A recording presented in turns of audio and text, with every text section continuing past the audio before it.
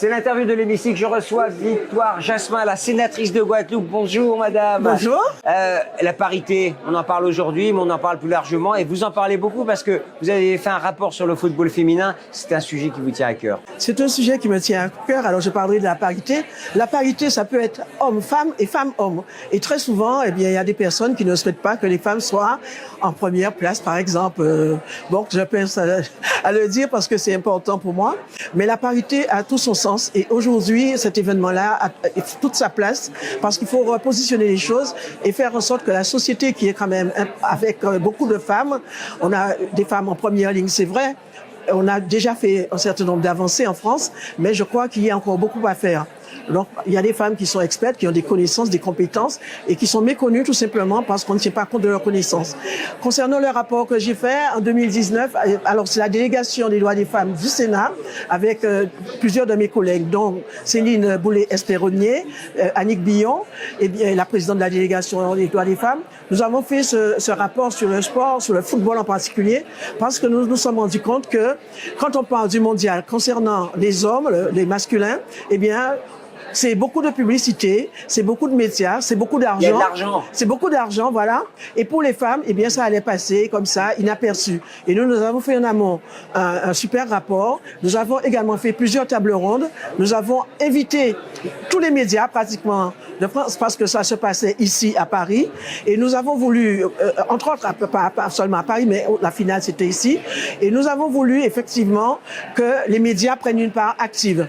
Et lors des tables rondes, ils ont pris conscience des choses et nous avons vu les retombées. Nous avons également compris qu'il était important que cette parité profite vraiment aux femmes parce que pour les hommes, concernant le football en particulier, mais là je viens d'entendre une table ronde où dans d'autres disciplines il y a des problèmes, eh bien les femmes ont un double projet. C'est-à-dire qu'elles peuvent être caissières, enseignantes, en fait, elles ont un métier et elles font à côté. Mais les clubs professionnels de football, à part l'OL, le PSG, proposent.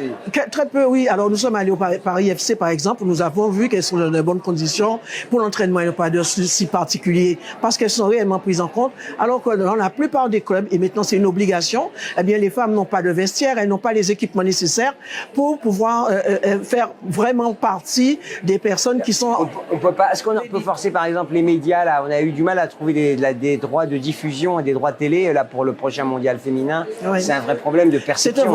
C'est un vrai problème. Alors que si on réfléchit bien, inclure les femmes et permettre que le football féminin soit beaucoup plus connu, ça va permettre justement, alors pour ceux qui restent, il y aura beaucoup plus de retombées parce que les femmes vont attirer d'autres femmes et il y aura plus de femmes dans les stades. Ça, c'est la première chose. Pour la télé, pareil, c'est-à-dire les retombées en télé, à la maison générale pour le mondial et masculin, ce sont surtout les hommes qui prennent une part active, mais à partir du moment où les femmes seront très bien impliquées, eh bien, il y aura des retombées financières importantes parce que les femmes sont très importantes. C'est un cercle vertueux. Voilà. Alors, l'inclusion, parce que la parité, c'est l'inclusion dans toute sa la diversité. C'est un sujet essentiel pour la sénatrice que vous êtes. Eh bien, mais nous devons inclure à la fois, parce qu'on parle d'inclusion quelquefois uniquement pour les personnes en situation de handicap, on parle d'inclusion, mais aussi dans les entreprises. On doit faire davantage d'efforts pour aménager les postes de travail pour les femmes, pour les personnes en situation de handicap. Ça, oui, parce que très souvent, on se rend compte que les femmes, en fonction de leur posture, en fonction des postes qu'elles occupent, mais aussi que ce soit dans le sport également, eh bien, ne sont pas forcément prises en compte. On n'adapte pas forcément les conditions d'accueil pour les femmes. Il est important parce que très souvent, les femmes, elles ont je prends l'exemple de la grossesse, par exemple. Elles ont d'autres situations que les hommes qui pendant toute l'année, sont pareils. Elles ont aussi, par rapport à leur cycle menstruel, donc il y a un certain nombre de choses. Des spécificités à prendre en compte. Oui, voilà, c'est particulier. Donc, il faudrait vraiment prendre en compte tous ces éléments-là pour que les femmes soient heureuses dans leur boulot. Vous êtes élu des Dom-Tom. L'inclusion, c'est essentiel parce que les territoires, où qu'ils soient, ils doivent faire partie de la République et de la nation. Comment vous envisagez cette problématique de croissance commune et partagée? Oui, eh bien, bon, de toute façon, nous sommes dans un pays de droit où tous les dispositifs de droit commun nous sont aussi à disposition. Seulement, ce n'est pas toujours accessible à la mesure où les clubs, par exemple, on revient sur le sport, mais les clubs sportifs, mais aussi les étudiants, quand ils doivent poursuivre à un certain niveau, ils doivent venir ici et il y a les surcoûts qui sont considérables pour les familles et pour les clubs. pour les déplacements, parce que les billets d'avion sont trop chers. Bon, quand ils excellent, ils sont bien dans leur territoire, mais quand ils veulent aller plus loin, se confronter aux autres, eh bien, ça coûte considérablement cher pour l'hébergement, pour les billets d'avion, pour les transports. Vous êtes en train de nous dire que pour que l'inclusion aille plus loin, il faut encore investir massivement dans ça revient à beaucoup plus cher. Donc, ce sont les collectivités qui sont quelquefois sollicitées. Bon, il y a des dispositifs, des partenariats avec certaines entreprises, mais ce n'est pas forcément suffisant. Donc, ce sont des freins également qui ne permettent pas à tous ceux qui veulent excéder. Vous êtes optimiste quand même pour... Je suis optimiste. Parce qu'on entend parler des dom-toms quand il y a le soleil et l'été à Lévis, eh bien, des paysages, et quand il y a parfois des problèmes. Oui, il y a quelquefois des problèmes comme partout, mais nous avons quand même des choses extraordinaires qui se passent là-bas. Mais ce sont les médias aussi qui ne valorisent pas suffisamment ce qu'il y a de bien. Parce que nous avons des jeunes, des moins jeunes, des personnes qui font des choses exceptionnelles, des choses extraordinaires même, mais ce n'est pas toujours suivi des faits dans les médias. Là-bas, hein. Vous avez vos startups. Il y a par exemple une femme qui fait beaucoup, Madame Claudie Lombion, qui est beaucoup pour les femmes, pour les startups des femmes, et qui a un concept qui prend de l'ampleur parce que c'est rattaché à un organisme au niveau national également. Donc c'est Be a Boss. Be a Boss, et ce sont des femmes qui sont chefs d'entreprise avec des petites entreprises. Alors ce que je souhaiterais, c'est qu'on finance davantage les femmes. Très souvent, on les renvoie vers le microcrédit et les banques ne voient pas l'intérêt, alors que des femmes font des choses exceptionnelles et elles savent maîtriser les budgets. Un petit appel aux banquiers alors.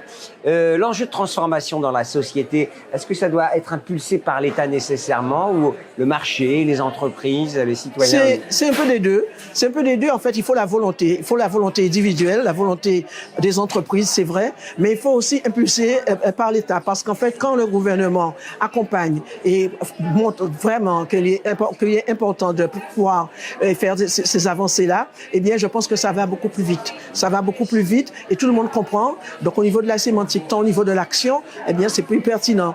Tandis que si ce sont des chefs d'entreprise, plutôt que...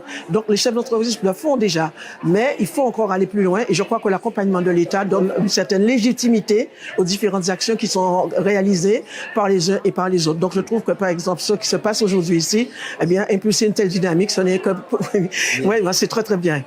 Une question, est-ce que c'est difficile de faire entendre sa voix quand on est sénatrice, comme on l'a dit, de Guadeloupe? Vous venez, donc vous faites le voyage tous les mois. Hein.